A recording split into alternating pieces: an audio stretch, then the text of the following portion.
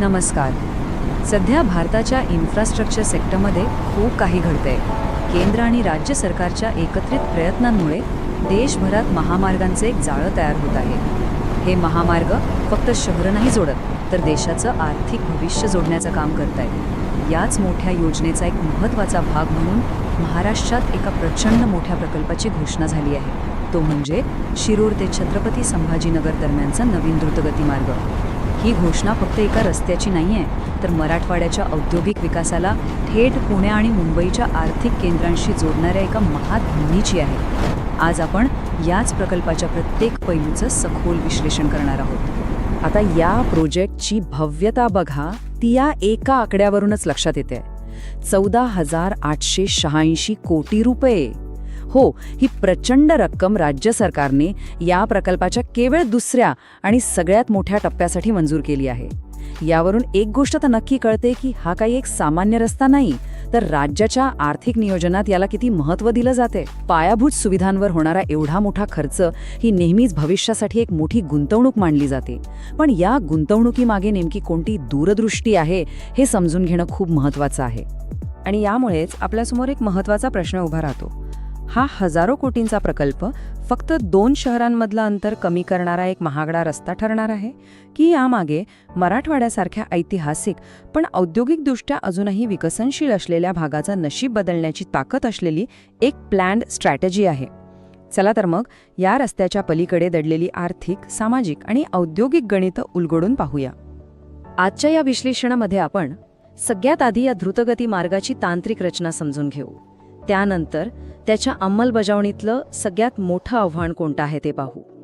मग ह्या प्रकल्पामागची औद्योगिक कॉरिडॉरची संकल्पना आणि त्याचं महत्त्व तपासू. याचा स्थानिक व्यवसाय आणि सामान्य माणसांवर काय परिणाम होईल याचाही आढावा घेऊ. आणि शेवटी या प्रकल्पाची भविष्यातली दिशा काय असेल यावर एक नजर टाकू. चला, सर्वात आधी या प्रकल्पाचा मूळ आराखडा म्हणजे ब्लूप्रिंट पाहूया. या द्रुतगती मार्गाचं मुख्य उद्दिष्ट आहे महाराष्ट्राची सांस्कृतिक राजधानी पुणे आणि मराठवाड्याचं प्रवेशद्वार छत्रपती संभाजीनगर या 2 महत्त्वाच्या शहरांना वेगवान आणि विना अडथळा कनेक्टिव्हिटी देणं. सध्या या 2 शहरांना जोडणारा जो महामार्ग आहे तो वाढत्या ट्रॅफिकमुळे आणि शहरीकरणामुळे अनेक ठिकाणी खूपच स्लो आणि अपुरा पडतोय. त्यामुळे एका नवीन वेगवान पर्यायाची गरज गेल्या अनेक वर्षांपासून होती. हा नवीन एक्सप्रेसवे एकूण 2495.9 किलोमीटर लांबीचा असणार आहे. याचा सरळ अर्थ असा की सध्या लागणारा 5 ते 6 तासांचा प्रवास जवळजवळ निम्म्यावर येऊ शकतो. पण वेळेची बचत हा केवळ एकच फायदा नाहीये. हाय स्पीड कनेक्टिव्हिटीमुळे माल वाहतुकीचा खर्च कमी होतो, लॉजिस्टिक्स जास्त कार्यक्षम होतं आणि सगळ्यात महत्त्वाचं म्हणजे गुंतवणुकीसाठी एक चांगलं वातावरण तयार होतं. बघा, पुणे हे ऑटोमोबाईल, IT आणि मॅन्युफॅक्चरिंगचा हब आहे, तर छत्रपती संभाजीनगर हे मराठवाड्यातलं मुख्य औद्योगिक शहर. या 2 शक्तींना जोडणारी ही एक आधुनिक नाळ ठरणार आहे. आता प्रशासकीय आणि आर्थिक सोयीसाठी या संपूर्ण प्रकल्पाला 2 टप्प्यांमध्ये विभागला आहे. पहिला टप्पा, जो पुण्याच्या खराडी जंक्शनपासून शिरूर बायपासपर्यंतचा सुमारे 53 किलोमीटरचा आहे, तो अजून मंजुरीच्या प्रक्रियेत आहे. पण यातला सगळ्यात मोठा आणि महत्त्वाचा टप्पा म्हणजे दुसरा टप्पा, शिरूरपासून छत्रपती संभाजीनगरपर्यंतचा 192.5 किलोमीटरचा भाग. आणि याच टप्प्यासाठी 14,886 कोटी रुपयांचा निधी मंजूर झाला आहे. हाच या प्रकल्पाचा खरा कणा आहे. या टप्प्याला मिळालेली आर्थिक मंजुरी हेच दाखवते की सरकार हा प्रकल्प वेगाने पूर्ण करण्यासाठी किती उत्सुक आहे. या प्रोजेक्टचं आणखी एक महत्त्वाचं वैशिष्ट्य म्हणजे हा एक ग्रीनफील्ड एक्सप्रेसवे आहे. आता ग्रीनफील्ड म्हणजे काय? सोप्या भाषेत सांगायचं तर हा काही जुना रस्ता मोठा करून बनवला जाणार नाही, तर हा पूर्णपणे एका नवीन मार्गावरून म्हणजे मोकळ्या जमिनीवरून आखला जाईल. यामुळे होतं काय की वळणं टाळता येतात, वेग कायम राखता येतो आणि सगळ्यात महत्त्वाचं म्हणजे सध्याच्या रस्त्यावरच्या ट्रॅफिकला कोणताही त्रास न देता बांधकाम करता येतं.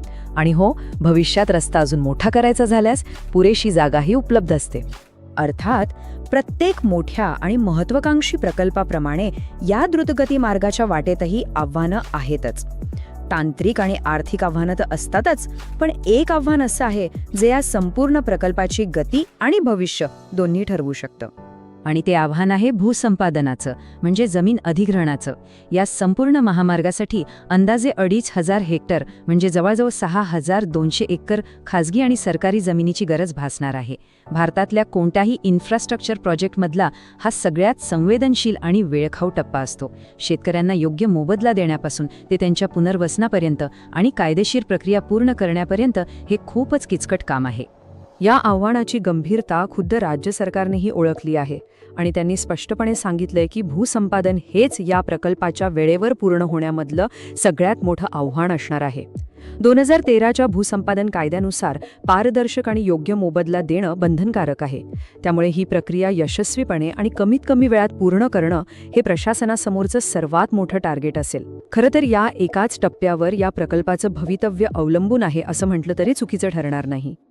आता आपण या प्रकल्पाच्या सगळ्यात महत्त्वाच्या भागाकडे वळूया, त्याची आर्थिक दूरदृष्टी. हा एक्सप्रेसवे फक्त वाहतुकीसाठी नाहीये, याला एका शक्तिशाली इंडस्ट्रियल कॉरिडॉरचा कणा म्हणून तयार केलं जातंय. म्हणजे हा फक्त एक रस्ता नाही, तर या प्रदेशाच्या अर्थव्यवस्थेला एका नवीन उंचीवर नेणारा एक विचारपूर्वक केलेला प्लॅन आहे. पण हे प्रत्यक्षात कसं साधलं जाणार आहे? Chamber of Marathwada industries and agriculture म्हणजे CMIAचे उपाध्यक्ष अथर्वेश राज नंदावत यांचे हे वाक्य या प्रकल्पाचं ध्येय अगदी स्पष्ट करतं. त्यांच्या मते या प्रकल्पामुळे छत्रपती संभाजीनगर हे फक्त एक शहर राहणार नाही, तर एक महत्त्वाचं लॉजिस्टिक्स आणि उत्पादन केंद्र म्हणून उदयास येईल. याचा अर्थ असा की केवळ स्थानिक उद्योगच नाही, तर राष्ट्रीय आणि आंतरराष्ट्रीय कंपन्यांसाठी हे गुंतवणुकीचं आकर्षक ठिकाण बनेल. ही आर्थिक क्रांती 3 महत्त्वाच्या जोडण्यांमधून साधली जाईल. 1. हा मार्ग थेट शिंद्रा बिडकीन औद्योगिक पार्कला जोडला जाईल, जो दिल्ली मुंबई इंडस्ट्रियल कॉरिडॉरचा एक भाग आहे. त्यामुळे इथल्या ऑटोमोबाईल आणि इंजिनिअरिंग उद्योगांना थेट मुंबई आणि पुण्यापर्यंत सुपरफास्ट ॲक्सेस मिळेल. 2. हा मार्ग जालना येथील ड्राय पोर्टला जोडला जाईल. आता मराठवाड्यासारख्या लँडलॉक प्रदेशासाठी ड्राय पोर्ट हे एक वरदानच आहे. इथलं कृषी आणि औद्योगिक उत्पादन थेट निर्यातीसाठी तयार होऊ शकेल. आणि 3. सगळ्यात महत्त्वाची जोडणी म्हणजे समृद्धी महामार्गासोबतचं एकत्रीकरण. यामुळे मराठवाडा आणि पश्चिम महाराष्ट्र थेट नागपूर आणि मुंबईच्या JNPT या देशातल्या सगळ्यात मोठ्या बंदराशी जोडले जातील. यालाच म्हणतात इकॉनॉमिक सिनर्जी, जिथे एकापेक्षा जास्त इन्फ्रास्ट्रक्चर प्रोजेक्ट्स एकत्र येऊन विकासाला अनेक पटींनी गती देतात. ही तर झाली मोठी आर्थिक गणितं. पण या भव्य योजनेचा प्रत्यक्ष जमिनीवर म्हणजे सामान्य प्रवासी, छोटे व्यावसायिक आणि शेतकऱ्यांच्या आयुष्यावर काय परिणाम होईल?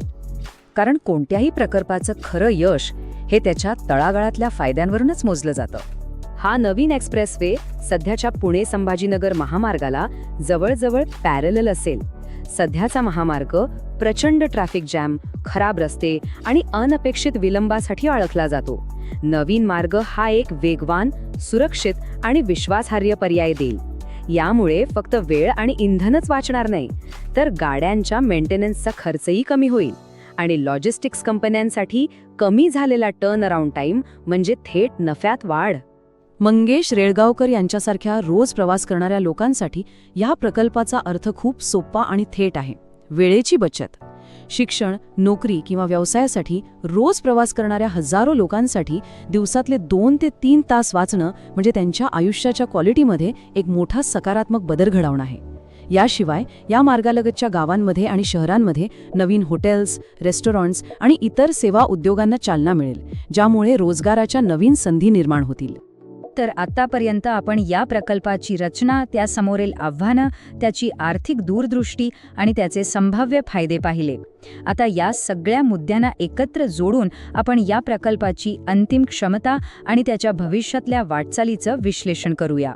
हे आत्तापर्यंतच्या चर्चेवरून अगदी स्पष्ट आहे की हा प्रकल्प फक्त कॉन्क्रीट आणि डांबराचा एक पट्टा नाही, त्याची रचना एका आर्थिक रक्तवाहिनीप्रमाणे केली गेली आहे, जी विकासाचं आणि संधींचं रक्त या प्रदेशाच्या प्रत्येक भागात पोचवेल.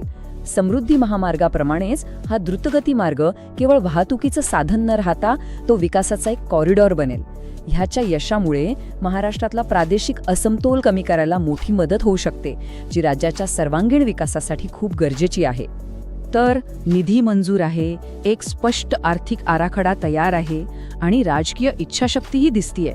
पण खरा प्रश्न अंमलबजावणीचा आहे. भूसंपादनाचं मोठं आव्हान, वेळेत पार करून, पर्यावरणाचा समतोल राखून आणि स्थानिक लोकांना विश्वासात घेऊन ही नवीन आर्थिक रक्तवाहिनी खरोखरच मराठवाड्याचं आणि पर्यायाने महाराष्ट्राचं भविष्य बदलू शकेल का, याचं उत्तर तर येणारा काळच देईल. पण एका नव्या आणि समृद्ध पर्वाची सुरुवात होण्याची शक्यता मात्र नक्कीच निर्माण झालीय.